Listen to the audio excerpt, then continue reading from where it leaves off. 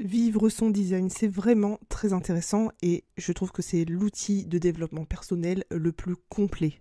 Alors bien sûr, on peut le compléter avec les Gene Keys qui sont encore plus précis et j'ai pu aussi en apprendre beaucoup plus sur l'astrologie qui m'a permis de soulever des points vraiment essentiels. Alors déjà dans un premier temps, bonjour à tous, j'espère que vous allez bien. C'est un épisode particulier parce que je vais aborder le sujet de vivre son design et soulever des conditionnements, des injonctions. Et on va dire aussi que c'est un sujet qui est assez spontané, ça m'est venu comme ça. Déjà, par quoi j'aimerais commencer, c'est te dire qu'on est constamment bombardé d'injonctions sur notre manière d'être. J'espère que tout ce que je partage à travers ce podcast te permettra vraiment de te déconditionner et d'aller vers ta vérité. Pour moi, tout ce que je partage ici, c'est essentiel d'éviter de gaspiller ton énergie mentale, physique, en essayant d'agir à l'encontre de qui tu es vraiment. Et 90% de ton travail consiste à te rappeler que tu es faite pour vivre à partir de ton essence et non pas à partir de tes conditionnements. Et moi, ce que je te propose à travers mes offres, c'est de te déconditionner. Alors déjà, qu'est-ce que c'est le concept du déconditionnement ? Je l'avais déjà expliqué dans un précédent podcast, ce n'est pas nouveau, ça n'a pas commencé avec le Human Design. Donc tu as certainement déjà entendu parler de recabler ton cerveau, désapprendre des choses que tu as eues durant ton enfance, changer tes habitudes. En fait, tout ça, c'est du déconditionnement. Et du coup, le déconditionnement, pour moi, c'est un processus conscient de changement de nos pensées, de nos valeurs, de nos croyances, de nos moralités, de nos émotions, de nos comportements, pour être beaucoup plus alignés avec qui nous sommes vraiment. Et d'ailleurs, je vais te donner un exemple beaucoup plus parlant, le projecteur, et j'en connais beaucoup, des projecteurs qui sont vraiment conditionnés à ne pas suivre leur stratégie d'attendre l'invitation. C'est quelque chose que je développe justement dans mes lectures parce que je sais que cette stratégie, elle est encore peu comprise. Et on me dit, ouais, attendre l'invitation, j'attends, mais il n'y a toujours rien. C'est un peu plus subtil que ça. Donc je reviens un peu à la base, je parlais de vivre son design à partir de son essence. Lorsque tu vas tenter d'effectuer des changements pour mieux vivre justement ton design, eh bien au départ, ça va te sembler insurmontable. Et souvent les gens me demandent, mais par où je commence ? Qu'est-ce que je peux faire ? Déjà, dans un premier temps, ce que je recommande de faire, c'est d'expérimenter ton autorité et ta stratégie et d'aller vers ce qui te fait vraiment vibrer, vers ce qui t'attire. Tu vas voir qu'au fur et à mesure, il y a des choses qui vont changer de manière positive. Et il n'y a pas de bonne ou de mauvaise façon de procéder. Chacun a sa manière d'aborder les choses. Et encore une fois, il n'y a pas de solution unique, il y a une vérité en chacun de nous, ça va être une vérité intérieure. Alors devenir le vrai toi ne va pas arriver du jour au lendemain, c'est pour ça qu'il y a tout un travail de déconditionnement. D'après le créateur Ra Uru, ce travail durait 7 ans. Donc pour ma part, je suis dans la 5e année. Effectivement, il y a des changements conséquents. En tout cas, pas dans ma vision actuelle. Peut-être qu'extérieurement, certains verront un vrai changement. Mais je sais qu'il y a un réel changement intérieur. Et il ne faut pas aussi d'essayer d'aller trop vite. Ce qui va être important, c'est vraiment de faire un pas après l'autre. On n'a jamais vu un enfant passer de 6 mois à 12 ans d'un coup. Eh bien, ça va être un peu aussi la même chose pour revenir à son essence, on fait le chemin inverse. En fait, si tu entres dans l'univers du Human Design, tu entres dans un voyage, et ça va être un voyage personnel t'amenant à ta vérité. Et comme je le dis, le Human Design, c'est un outil de guérison énergétique. Et je pense sincèrement que tout le monde devrait connaître cet outil, comme l'astrologie. Mais j'ai remarqué que certains ne comprennent pas en fait le concept du Human Design et encore pire, ils ne savent pas l'appliquer et ils ne savent pas ce qu'ils sont censés faire. Et c'est tout à fait normal parce qu'on t'a construit d'une certaine manière alors que tu devais te construire tel que tu es.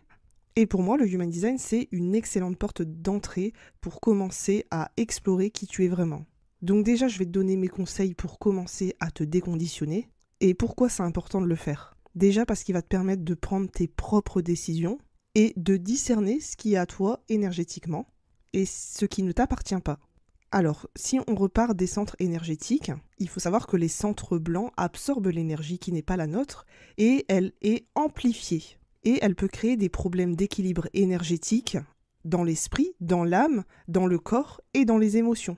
Ce qui peut aussi amener à créer des maladies. Si c'est trop conditionné, si c'est aussi refoulé, et du coup, tu vas passer aussi à côté de ton potentiel et de ton objectif. Déjà, premièrement, passer du temps seul. Passe du temps avec toi-même. Tu vas te rendre compte à quel point certaines choses ne t'appartiennent pas. Et beaucoup de guides spirituels vont te dire que tes réponses y sont en toi-même. Les réponses sont en toi. en fait, passer du temps avec moi-même, c'est vraiment la meilleure décision que j'ai pu prendre. C'est comme ça que j'ai pu développer mon intérieur, développer mon intuition, développer mes dons psychiques et aussi être en accord avec mes désirs. J'ai pu aussi discerner que des choses ne m'appartiennent pas ou m'appartiennent plus. Et même si tu as tous tes centres qui sont définis, parce que ça peut arriver, tu dois passer du temps seul, avec toi-même. Alors, on va dire que les animaux de compagnie sont acceptés et tu peux passer du temps avec toi-même, avec de la musique, je dirais de la musique instrumentale, pas de paroles. Tu peux aussi écouter des podcasts comme le mien. Tu peux aussi lire et tu peux aussi travailler. Mais il faut vraiment que tu sois seul. En fait, ce moment seul va t'éviter de recevoir des informations énergétiques provenant de sources extérieures. Alors certains vont me dire, mais qu'est-ce que je vais faire pendant que je suis tout seul ? J'ai quelque part un peu répondu à ta question, mais tu peux tout à fait regarder les murs, tu peux t'asseoir et écouter les oiseaux chanter, voilà, des choses simples.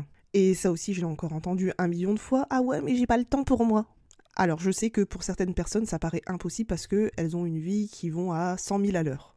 Donc déjà, je t'invite à commencer petit, genre des petits moments, même si c'est pas grand-chose. Même juste 2 minutes quand tu vas aux toilettes. Rassure-moi quand même, tu es seul aux toilettes, personne ne te regarde. Mais cela t'incite vraiment à remarquer simplement ce que tu ressens quand tu es seul. Deuxième chose aussi, c'est développer progressivement ta capacité à prioriser le temps passé seul. Alors moi-même, je suis maman et du coup, je fais souvent garder mon enfant. Oui, parce que ça peut paraître égoïste, mais oui, comme tout le monde, j'ai besoin de passer des moments seuls. Certains vont faire une balade seuls, certains vont faire du sport seuls, sans être entourés, et même prendre le déjeuner, le petit déjeuner, le dîner seul.